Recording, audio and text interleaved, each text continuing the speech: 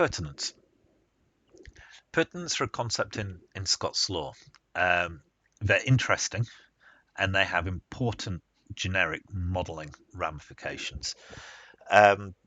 Reid, or Professor Ken Reid, has a book called Property of Law of Property in Scotland.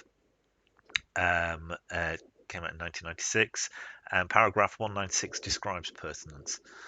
So a landowner may sometimes hold rights in respect of heritable property beyond his own boundaries.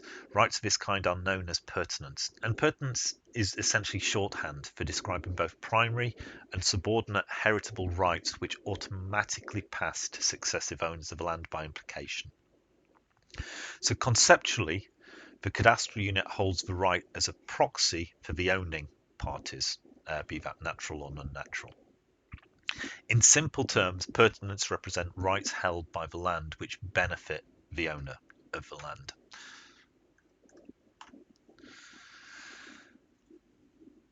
As we discussed earlier, pertinents can be both ownership and ownership rights, but let's start to focus on ownership pertinents. These are the types of owned land that can be held by a cadastral unit, and this will vary by jurisdiction, even if it's permissible at all. In Scotland, again, Reid, paragraph 206 states that the legal separate tenements cannot be pertinents.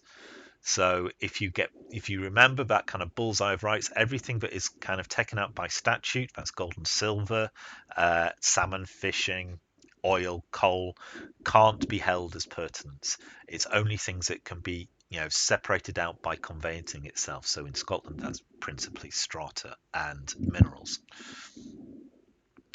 And the collection of those ownership rights between the main plot and the pertinents produce the subjects. So the subjects are a set of the ownership rights defined by the main plot and used to derive title.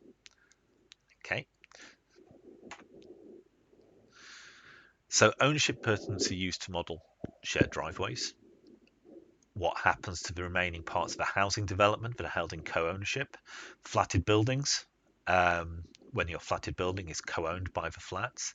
Pens, a specific case we'll talk about later, and then car parking spaces and bin stores.